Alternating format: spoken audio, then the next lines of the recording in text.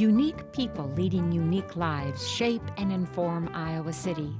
This community is enhanced by these women and men who live in our midst, working, teaching, creating.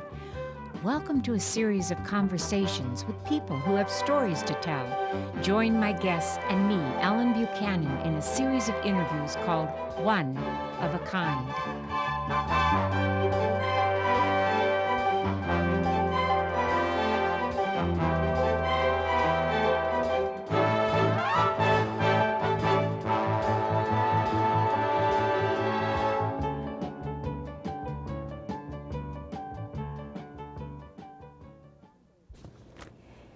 In 1995, Tom Davis became the University of Iowa's all-time winningest basketball coach.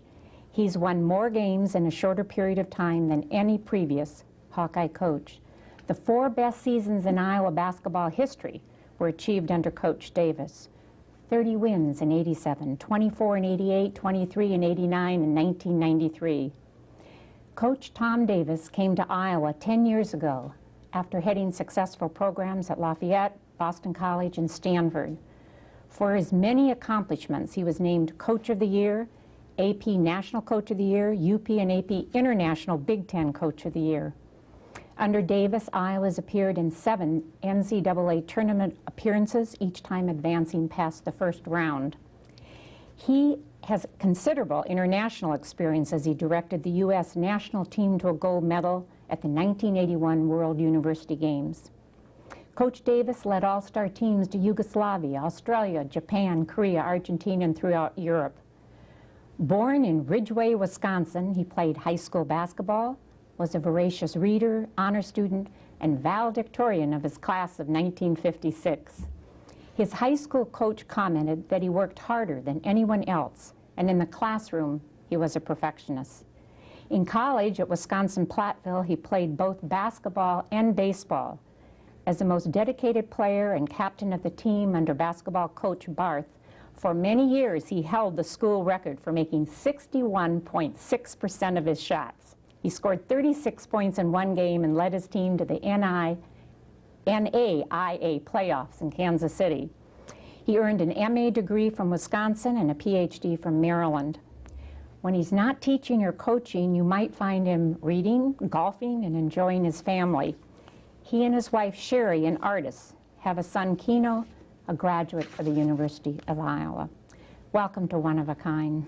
Well, thank you. I hardly recognize that. Oh, come on. I know your story begins in Ridgway, Wisconsin in 1938. What a great year. Yeah. Your parents were both school teachers in the country? Yeah, they really were. It was back in the time when you only needed 1 year of college to become a country school teacher, so my dad had taken that route, and my mother had gone through the 4-year program. So I kind of grew up in a teacher's environment as a young child. How did those two shape you, do you think? Well, you know, it's hard to know for sure. No matter how much you study, that's a tough question. But I think one advantage you have growing up in a teacher's home is you have plenty of books around, you have workbooks, and you grow up with that mentality that this is fun, this isn't work, and you always have the other, whether it's colors or pencils or projects or puzzles or whatever it is. So I think you grew up with more of an academic bent, even you might only be 3 years old or 4 years old. So I think that there is an advantage to growing up in the home of teachers. Now, I read that you were the oldest and the only boy, and you have 5 younger sisters. Yeah. Did you feel a responsibility as the oldest and the only boy for these younger sisters? It's a tremendous burden to be the older brother. But there were some advantages. My sisters still don't let me forget the fact that when I had a paper route, I didn't get the paper route till I was a little older, maybe about a freshman or sophomore in high school, and then I kept it until I graduated from high school, but I delegated various streets in our little town to my sisters, so I got them all working for me, and it kept my responsibility so I could have basketball practice or baseball practice. I actually cleaned the school. I was a school janitor's assistant in high school, and so I had 2 or 3 other jobs, and they would do the paper delivering, and I monitored the books so that everything was kept straight.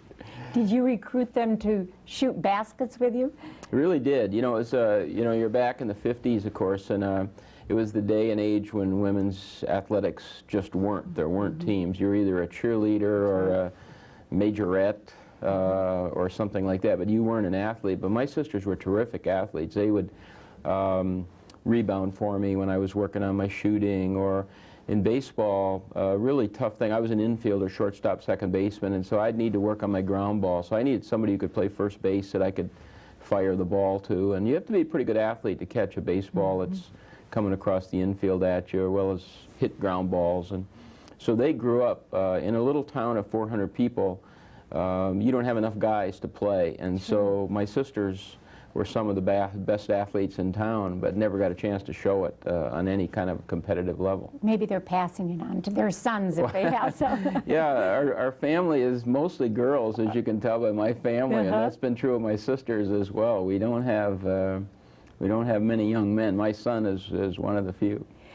Tell me, I read that your coach in high school remembered that, or stated that you worked as hard in the classroom as on the courts, and that he said that you were a perfectionist. Is that a pretty good observation? I think, given my competition, they thought I was.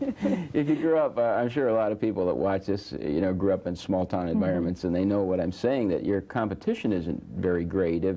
We had 22 kids in my class when we graduated, and maybe one or two others made an attempt to go to college. I don't know that anybody else graduated from college, but a couple others would go a semester or a year. So they weren't motivated. You know, they were ready to go take over their farm or their father's business, or, you know, go into construction or do other things. And so to look like the best student or to be the valedictorian of that class is not the...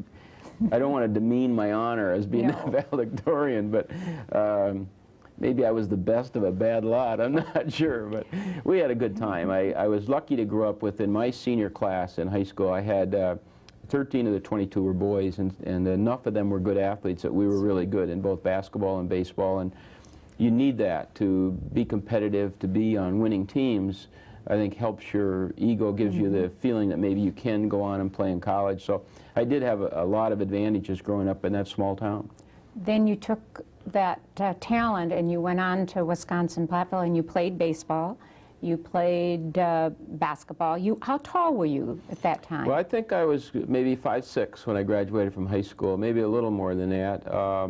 And then I grew a little bit. You know, I'm about 5'8" now, maybe a fraction under 5'8", and I grew you know, maybe another inch. I was very young. I started school young, and I was I think I was 16 when I started college, 17, turned 17 in the beginning of my freshman year. So you can see, even by the time I graduated and went into teaching and coaching, I was just barely 21 at the time. So I hadn't grown, I hadn't matured as much as what I would like to have had if you're going to try to do something competitive. But if you're, you know, you're already beyond what a lot of the teachers are teaching at that environment. So academically, it wasn't a problem, and you just, my parents were probably glad to get me out of there and get me moving on. And you became, you played under this coach, Barth. Yeah. Tell me about him and your relationship with him. Well, I was pretty lucky there, Ellen, because, you know, I don't know that I would be doing what I'm doing today if it had not been for John Barth. My senior year in high school, actually, my high school coach had played for Coach Barth, and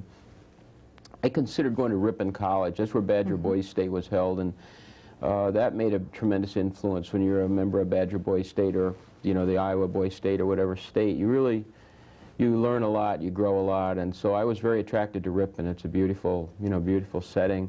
And then I thought of the University of Wisconsin as a baseball player, because I thought maybe I could play baseball at that level there.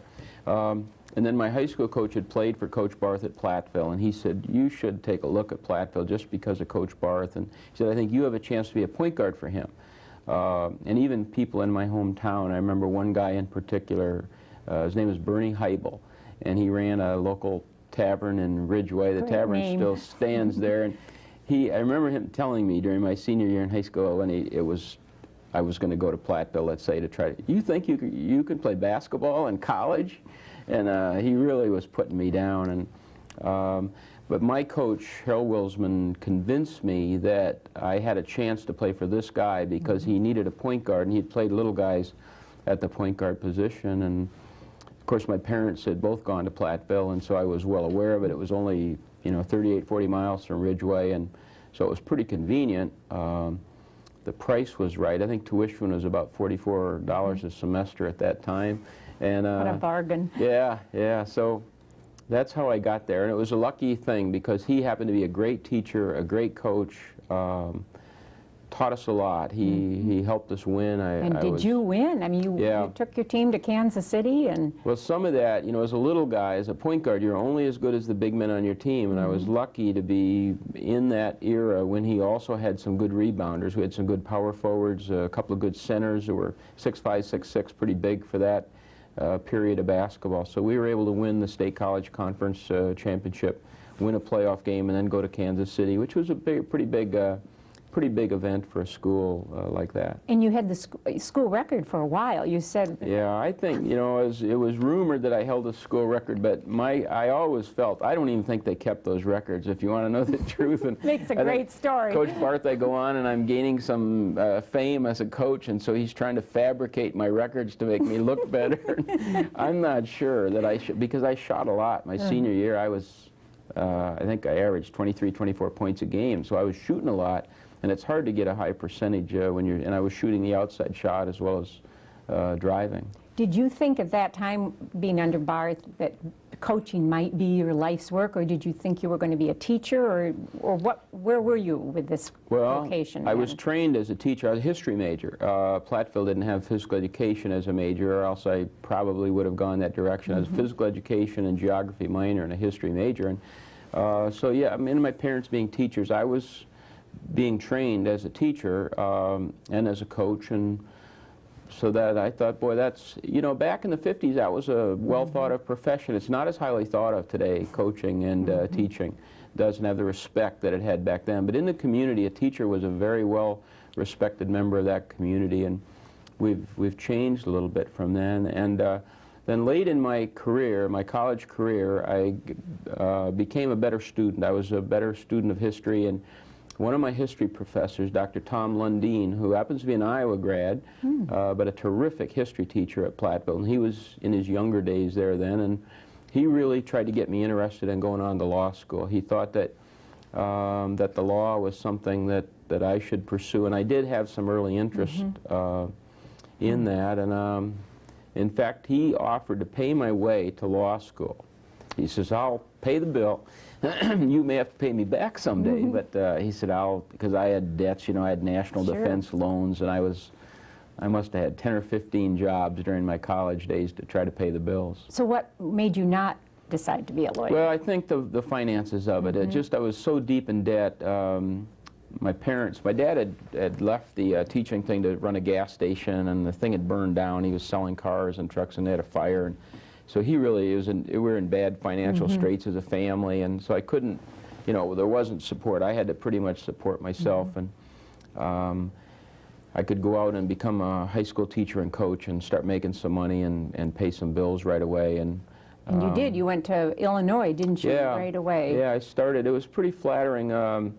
Milledgeville? Yeah, Milledgeville. It's an interesting story how I got my first job. People always tell you, you never know where your first job is coming from, and you go through different courses to teach you how to build your resumes and do things like that. And mine came from the woman who ran the placement office, just was a friend, somebody that I'd met, and we talked, and she was a basketball fan, and she'd always, how you doing, and how you doing, and so she followed our team, and this superintendent of schools from Milledgeville, Illinois, was up there looking for elementary school teachers, and he had hired several teachers, and she says, now what else do you need? What else can, he says, well, the only thing else I need is a basketball coach.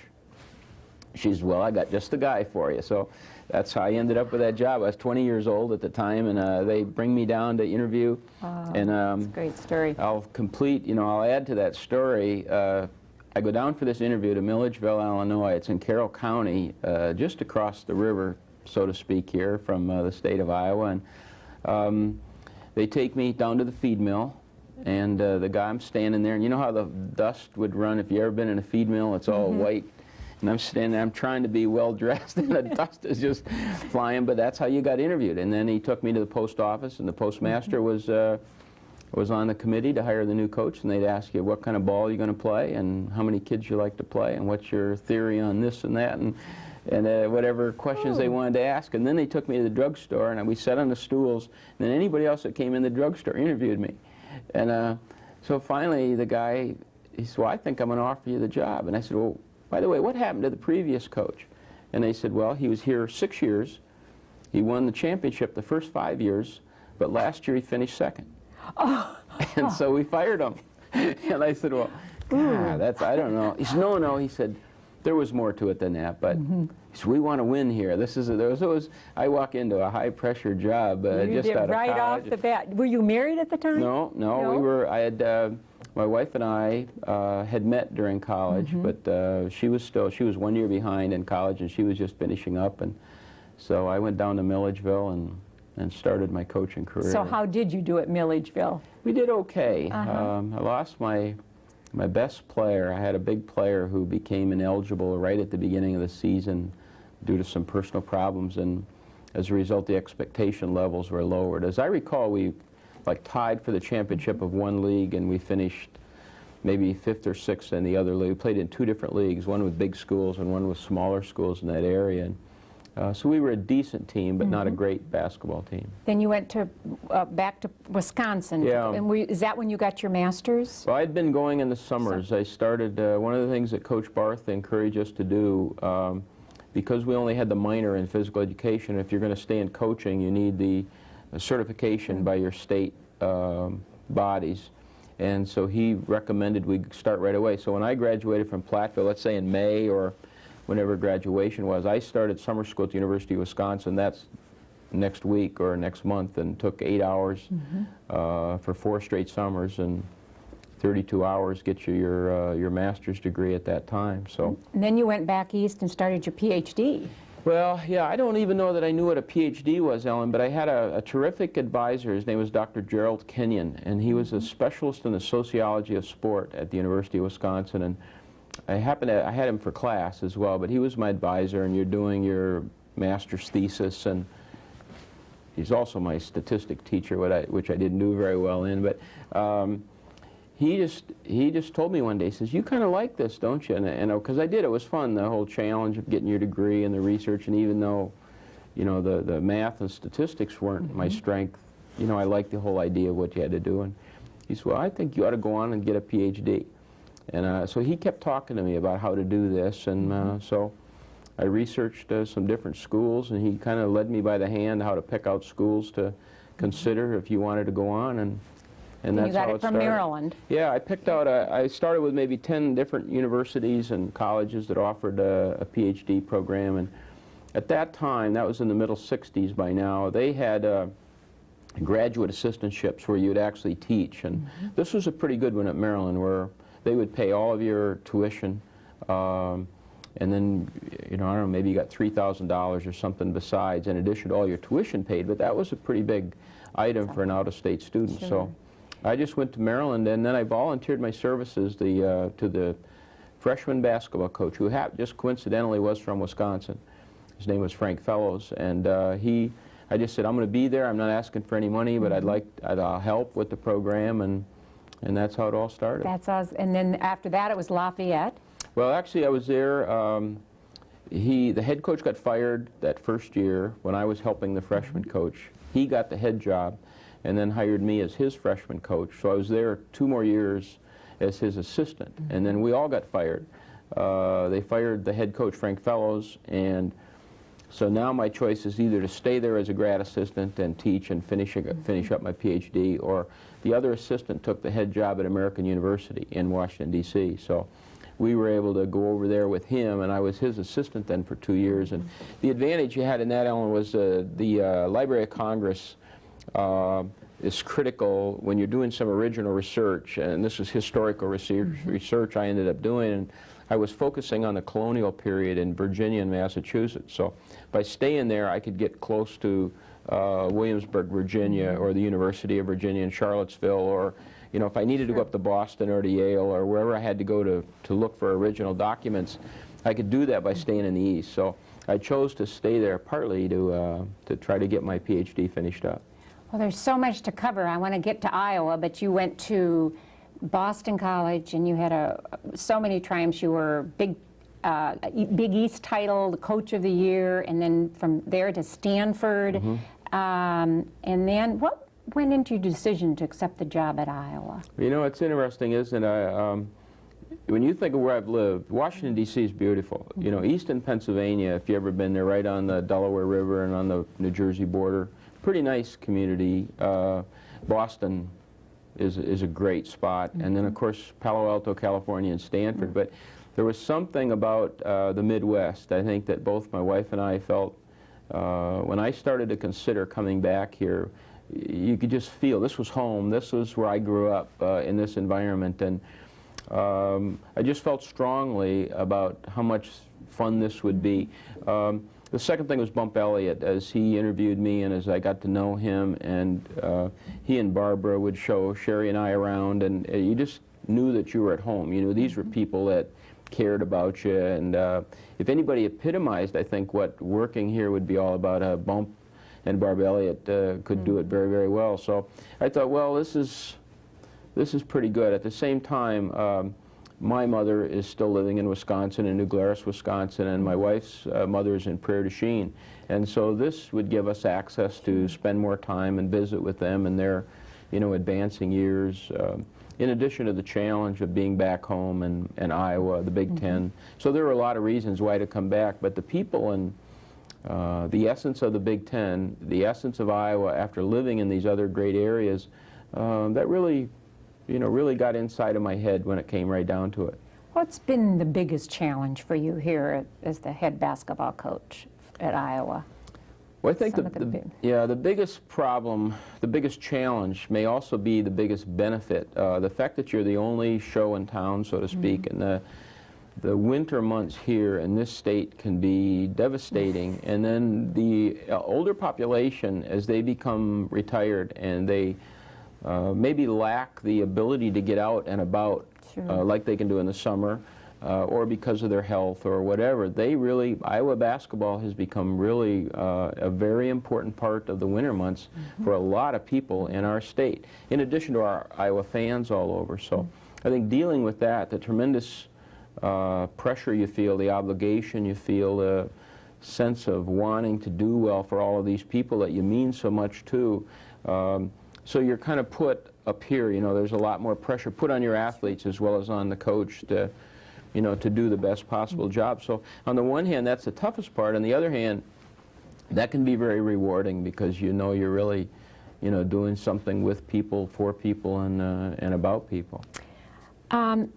If a layperson would like to know, what kind of style would you consider your coaching style?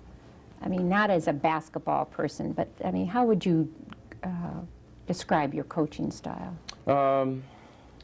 Very much Socratic method, very much give and take, question and answer, very much involvement with my student athletes, and not dictatorial by any sense, but why do you think we should do this, and how do you feel about the fast break this year, or how do you feel about this defense versus that defense? And very much one of involvement in different decisions in the process. And I think I started to do that as a high school teacher when I just felt better. Maybe it's because I didn't think I was smart enough teaching high school logic, or some of my history students who are so advanced and things like that. You found that by asking questions and letting them formulate their own answers and then kind of guiding them in the right direction, you end up learning a lot yourself, and you end up getting some really good ideas on the coaching side. So is it the teaching that's so is that what you just love about the job, the teaching? Very much so. And I think if you ask the majority of coaches, I think that would be the answer thread. That's what has driven most of us to get into this. And of course, today, the way basketball is today, or football is today, the media part of your job maybe overrides the responsibilities do, with all the press conferences and the speaking engagements and things. But what most of us love, if you ask Hayden, you know, if you ask Dan Gable, I think all of us would say the same thing, and that's true all over the country. It's getting onto the court, onto the field, onto the mat, and hands-on. Let's try this, let's experiment with that, and the satisfaction you get when it works, and back to the drawing board when it doesn't. So it is the teaching. And you see, with the advantage we have over, and I was a history teacher for my 6 years of high school teaching, and the advantage you have over the classroom teacher is you don't just have them for 45 minutes or an hour and a half. You have them for twice that long, and you have them every day. And you have such expanded involvement with your teaching, and so you're able to do it much more in depth. It'd be like a professor working with a very bright, motivated graduate student that just lives for this one class and this one project, versus being in a lecture hall and you're talking to 400 people that you don't have the personal involvement with. But when you're involved with just a small group and that teaching, it's very, very rewarding.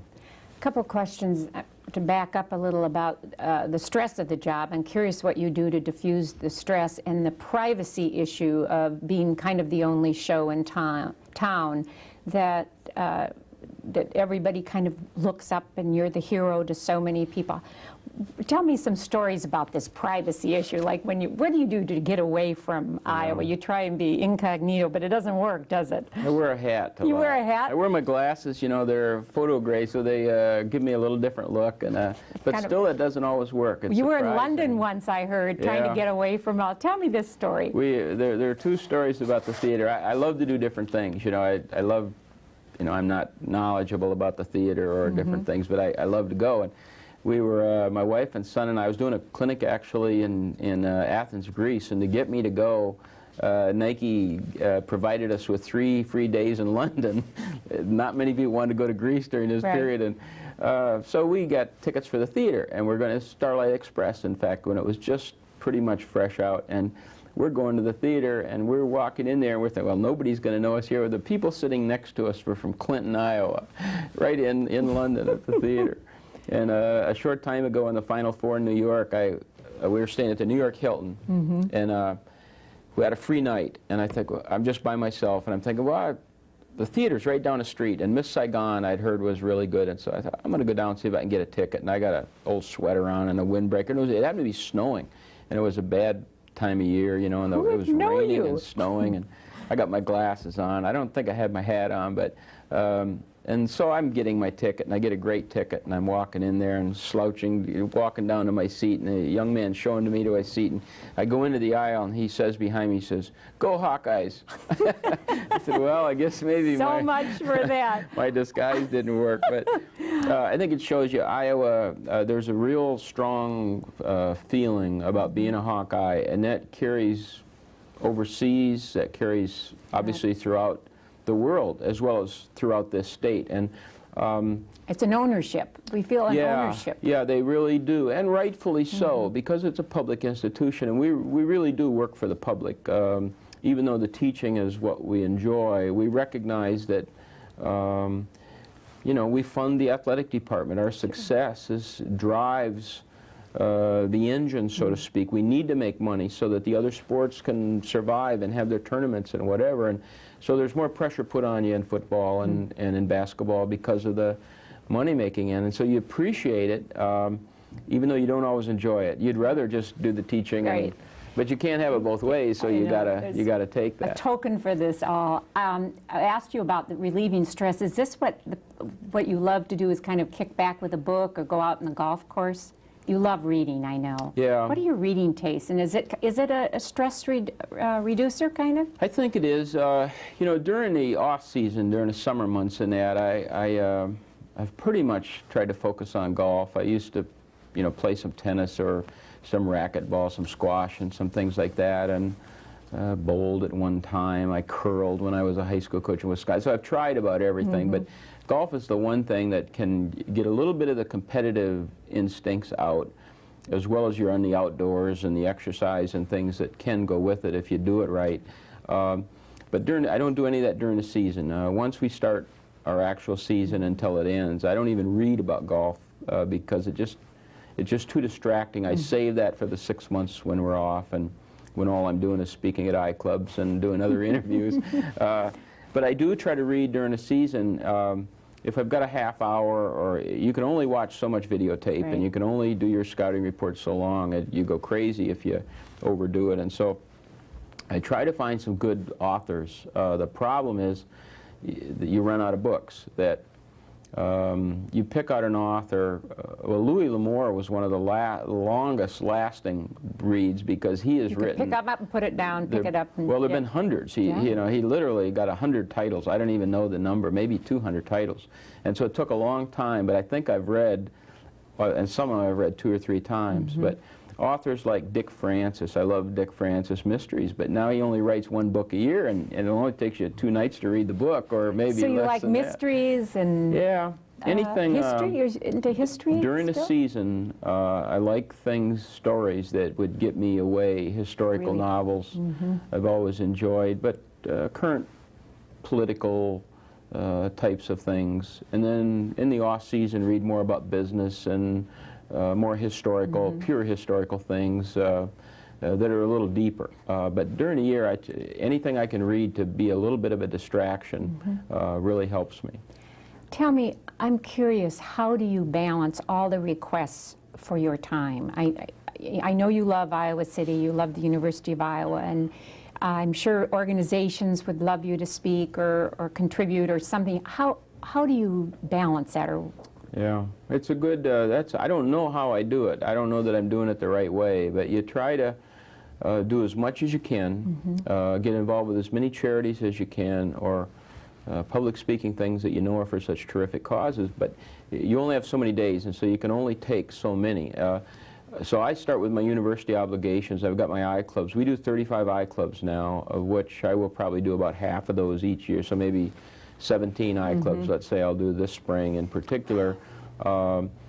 And you schedule those first. Then you got your other commitments. I've got Big Ten meetings, which are going to be several days. I've got other meetings that you have to attend and other obligations like that. And I do a couple of coaching clinics where I'll go and speak to coaches, which is good professionally. And then you start looking at charity things. I've been doing some charity things throughout the state, and you go to some. I do one for Nolan Richardson down in Arkansas, where he's been bringing in some basketball coaches, and we spend 2 or 3 days. It's like a pro-am golf tournament format, but instead of the professional golfer, it's a basketball coach that's your so-called celebrity with the group. And there are 2 or 3 of those now that I try to do to, to help out the charity in that particular part of the country. And every cause is so good. The Cancer Society has been I've great. seen you at the library Yeah. talking about a book that's meant a lot to you. Yeah, so. you try to read, and if you're driving, books on tape and things like that can help you catch up. So you keep you don't have enough hours. Not enough hours in the day. Well, my last question is, the comedian George Burns once said, "Fall in love with what you do for a living. It's nice to get out of bed and do something that day that you're going to love." Is that how you feel about your job? Yeah. What did Gracie say about I don't that? know. My turn or something. Yeah. I don't know. I don't know. I think you change. I think I have, perhaps that's normal, but I think your approach to life changes as you mature and as you develop in your profession, so you approach it in different ways. I think I reach a certain point where I do go day to day. My first coaching job at Lafayette College as a head coach, the trainer there was named Fran Sheridan, real good trainer, and he said to me, I didn't even know him at this time, he said, "I got one bit of advice for you as you start this job." And I said, "Well, Fran, what is that?" Because he'd been there a long time. He says, "Always keep one bag packed." That's been pretty good advice. Pretty good advice. For the coach in the coaching profession, as I watch what happens to coaches. That's right. And so I've always kind of had that mentality that you can't count. You're only as good as your last performance. You're only as good as your last game or your last season. And I think if you understand that as a coach, you have a better chance to succeed in this profession for a long time. If you start believing all the good things that people say about you, you're in for some disappointments, because the minute you lose a couple, that turns on you in a hurry. So I pretty much just try to enjoy the people that I'm around, enjoy the people that I work with, whether they're your players or that you associate with, enjoy the job, and not worry too much about too far down the road, and certainly not worry too much about too far in the past. I'd say that's very healthy, and what a great way to end this interview. I appreciate you coming today. Well, thank you. Thank you. My guest on One of a Kind has been University of Iowa's basketball coach Tom Davis, Iowa's all-time winningest coach. His career has been outstanding, his honors numerous. Words used to describe Coach Davis are genuine, committed, affirmative, hardworking, a gentleman, and a great teacher of the game. Lute Olson, Iowa former basketball coach, said, and I quote, "Tom Davis is a very special person and also has unbelievable patience. He's highly intelligent and a great basketball coach." What more can one say? Tom Davis is one of a kind.